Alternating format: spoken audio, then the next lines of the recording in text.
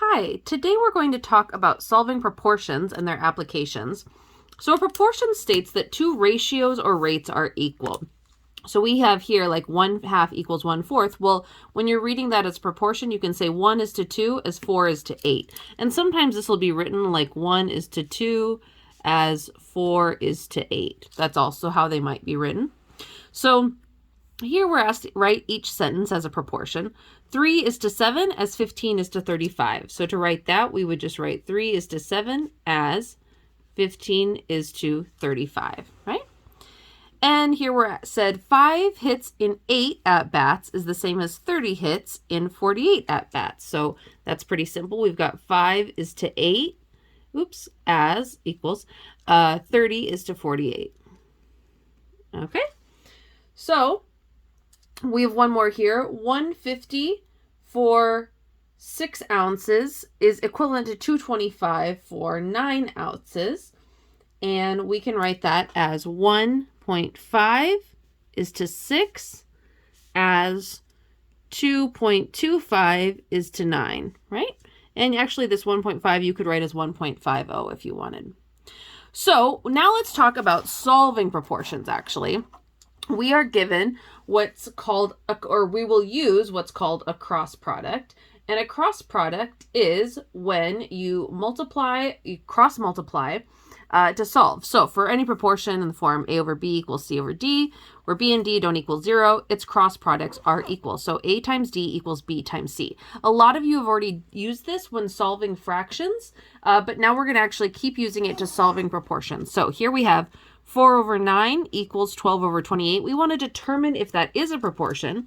So we're going to cross multiply by saying 4 times 28, is that equal to 12 times 9, right? So 4 times 28, when I multiply that, I get 4 times 28 is 112.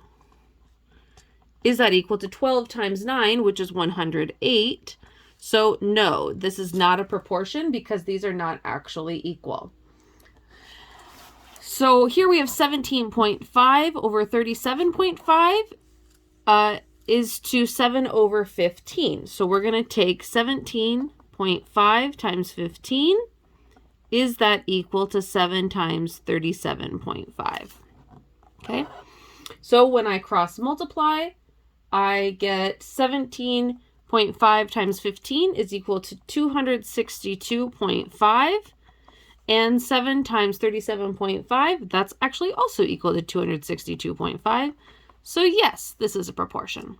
Okay, let's continue on. We're asked here to solve x over 63 equals 4 over 7. We're going to cross multiply, so we have 7x is equal to 4 times 63. Then I'm going to have 7x is equal to 4 times 63 is, what do we got here? 4 times 63.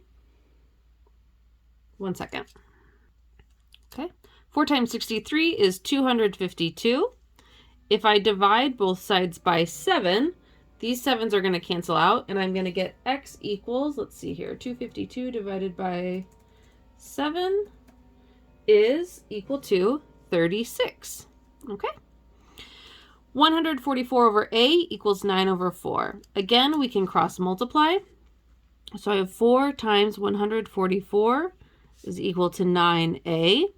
4 times 144 equals 3,456. That's equal to 9a. I'm going to divide both sides by 9. And I will get 3, 4, 5, 6 divided by 9 is equal to, a is equal to 384. Okay. Then we have 52 over 91 is equal to negative 4 over y. I can cross multiply again. I have 52y is equal to negative 4 times 91. So 52y is equal to negative 4 times 91 is equal to negative 364. If I divide both sides by 52, these 52s cancel out. I get y is equal to, take 364 divided by 52. I'll get negative 7. Okay. Let's do a word problem. When pediatricians prescribe acetaminophen to children, they prescribe 5 milliliters of acetaminophen for every 25 pounds of the child's weight. If Zoe weighs 80 pounds, how many milliliters of acetaminophen will her doctor prescribe? So they're prescribing 5 milliliters to 25 pounds, right? And that's going to be equal to, Zoe's weight is 80 pounds, and we're trying to find how many milliliters they're going to prescribe, right? So we can cross multiply. So we have 25x is equal to 5 times 80. So 25x is equal to 400. Going to divide both sides by 25. And I get that x is equal to 400 divided by 25 is 16. So she should be prescribed 16 milliliters. Oh, there, can you see that? Okay, good. Let's do a few more so we can keep practicing our word problems. One brand of microwave popcorn has 120 calories per serving. A whole bag of this popcorn has 3.5 servings. How many calories are in the whole bag of this microwave popcorn? So we've got 120 calories to 1 serving is equal to how many calories x of 3.5 servings? So we can cross multiply. We're going to get that 120 times 3.5 is equal to 1x. 1x can just be written as 1. So if I cross multiply this, I have 120 times 3.5. That's going to give me 420 is equal to x. So there should be 420 calories in that bag. All right. Josiah went to Mexico for spring break and changed $325 into Mexican pesos. At the time, the exchange rate had $1 equal to 12.54 Mexican pesos. How many Mexican pesos did he get for his trip? So when we set this up, we know that $1 is equal to 12.54 pesos. And he exchanged $325 for, well, how many Mexican pesos? We don't know yet. So we're going to cross multiply. So we get 1x, which I'm just going to write as x, is equal to 325 times 12.54. And if I multiply those, x times 325 times 12.54 is equal to 4,075.5, and that's pesos. Okay. So let's move on to talking about percent proportions. Percent proportions is when the amount is to the base as the percent is to 100. So this is just proportions, but written as a percentage. So here we are asked what to translate to the proportion. What is 75% of 90, right? So what is 75% of 90? So we can say that n is to 90 as 75 is to 100, right? 75% percent means per 100, and we're going to cross multiply. So we get 100n is equal to 75 times 90. So 100n is equal to, when we set that up, oh wait, 1 second. Okay, 75 times 90 is 6,750. I can divide both sides by 100. So I get n equals 60, I think it's 67.5, right? 6750 divided by 100. Yep, I'm going to get 67.5. So 67.5 is 75% of 90. There's our answer. Let's do a few more. Let's just translate these. 19 is 25% of what number? So 19 is 25% of what number? So we're trying to find the what number, right? And we have the 19. We know that is 25% of something.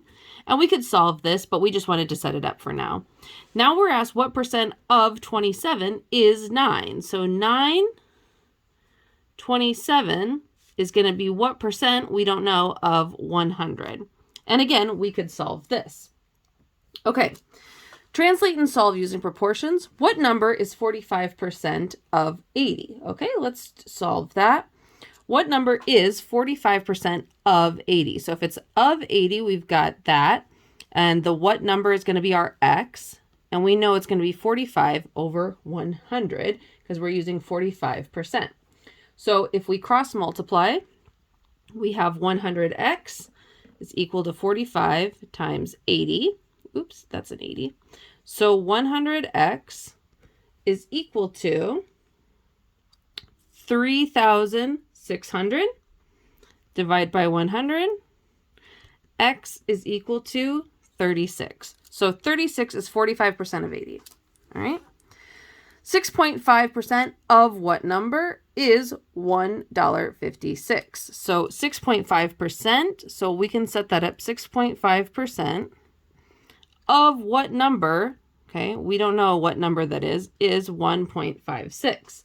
We can cross multiply that. And we're going to get 100 times 1.56 is equal to 6.5x.